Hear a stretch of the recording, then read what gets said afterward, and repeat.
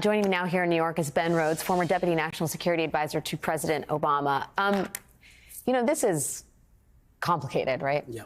And I think anybody who watched what happened last night, who has a heart and who understands what President Biden has done for the country, was pained to watch the performance. But I kind of wonder, where you've landed on this in the 24 hours since. Yeah, it's been a difficult 24 hours. I think there are two things that we have to acknowledge up front, right? First is Donald Trump remains just as unfit and dishonest and dangerous as he was 24 hours ago. And actually, he demonstrated that himself, lying through the debate, stirring up serious division in this country, saying things that would have been unthinkable in a presidential debate, 2 election cycles ago. It remains true that Joe Biden has spent decades serving this country, has honorable intentions, has done a good job as president. But we can't unsee what we saw, right, which is a really meandering debate performance that not only failed to put to rest the doubts about his capacity to do 4 more years in the office, but kind of reinforced some of those doubts. And so, to me, it's a moment where I think people need to take stock, candidly, and make, precisely because the stakes are so high, precisely because Donald Trump is so dangerous. And the movement he represents is so dangerous and seemingly successful on a day like today. Exactly. And well, as you saw with the Supreme Court, that's a manifestation of the stakes. 4 more years, 2 more judges, maybe. We don't know exactly. He got three last time, right? And so the question now, I think, is some people say, well, don't raise these questions because we have to just focus on beating Trump. Look, if it ends up that Joe Biden's the nominee out of the convention, I think everybody who cares about this democracy has to do everything they can to help him win this election and defeat Donald Trump. But now is the time, frankly, because the debate was so early, at the Biden campaign's request in June, that I think it's wholly appropriate to take stock. And they should be having conversations in the White House about, do we think we can do this? Do we think this is the best way to try to defeat Donald Trump? They should be having those conversations in the Democratic Party. Alex, everybody in your life, I'm sure, and mine, people who don't follow politics are asking these questions now. And that's okay. Because if we're all going to come together to try to save this democracy, we need to make sure that we're putting our best foot forward here. And I think that's the process that, as difficult as it is currently playing out on opinion pages and, frankly, in text threads and living rooms across this country. Yeah, I was struck, though. And I agree with you. It's time for a gut check in a really profoundly existential fashion. But I was struck by this reporting we had from Gabe Gutierrez, who tweeted this evening, a Biden aide's defiant response to the New York Times editorial calling for Biden to step down. This stuff is like jet fuel in my veins. I love it. Here's the thing. This. You know what it's like to be a staffer under siege, right? Yes. This is different, though. That bunker mentality feels like a real disservice to the country. Yes. In my opinion. No. I agree with that. Because, look, the question that they have to answer, that Joe Biden was out there today, he was great, right? That was a good answer to the question about age. Frankly, it was an answer that, he could have given last night. If he can do that, if they think he can get out there every day and do, Barack Obama had a terrible debate in 2012. Yeah, but there was no doubt he could go out. He was doing 5 events a day. He's taking his case across the country. The question that they have to answer is, for the next 4 months, with everything on the line, can Joe Biden go out and make this case to people? They should not. The enemy is not the New York Times.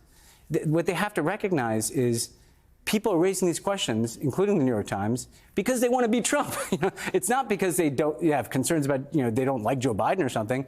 It's precisely because, and the Times said this in an editorial, that they care so much about defeating Donald Trump that they feel the need to raise these questions. And the advice I'd give, I've been in the bunker.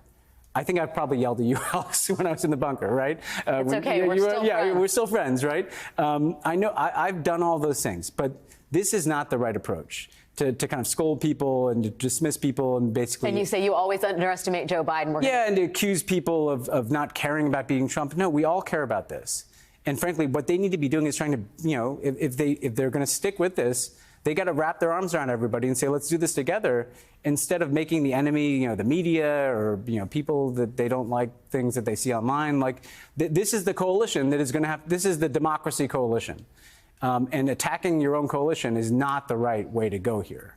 I have to ask you, when you talk about the coalition, there was a headline in the New York Times, I think it was Monday or Tuesday, about Iran and their belief about what was going to unfold in November. To hear the 6 Iranian presidential candidates tell it, the former president, Trump's victory in the 2024 White House race is a foregone conclusion.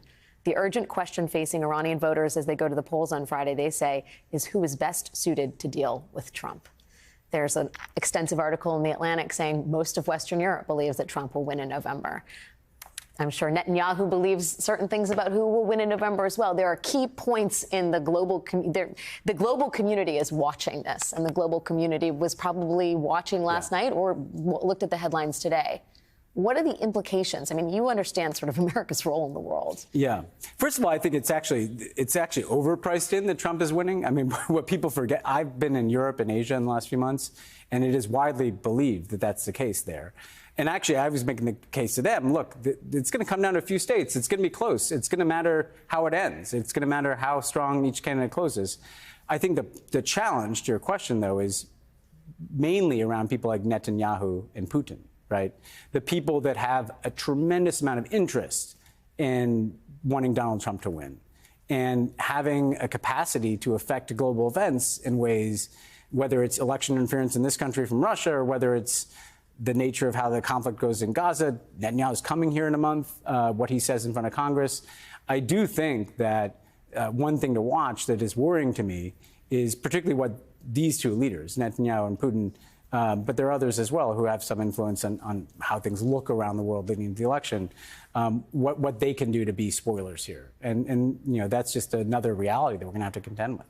It's going to be a long road to November. But we can do this, you know, like that's the thing. Like, but we have to do it openly, candidly, and honestly. You know, that's the point I'm making, is that we can't just kind of pretend like there's no problems, there's a challenge, we're winning, Trump's inevitably going to lose. You have to run a campaign like you're afraid of losing, not like you're sure that you're going to win. We did that in the Obama campaign, even though he was up the whole time. And you know, that's the mentality I think we need to see, not a bunker mentality, but an inclusive, momentum-building mentality and a willingness to ask really hard questions, including, you know, what's the best way to put our best foot forward as a party. Ben Rhodes, it's always good to get your thoughts on this in moments of crisis and otherwise. Thank you, my friend. It's great to see you here. Hey there, MSNBC fans. I'm Luke Russert, and be sure to join me, Rachel Maddow, Jen Psaki, Lawrence O'Donnell, Steve Kornacki, Joy Reid, and many more September 7th in Brooklyn, MSNBC Live Democracy 2024. Click on the link for ticket information. We will see you there.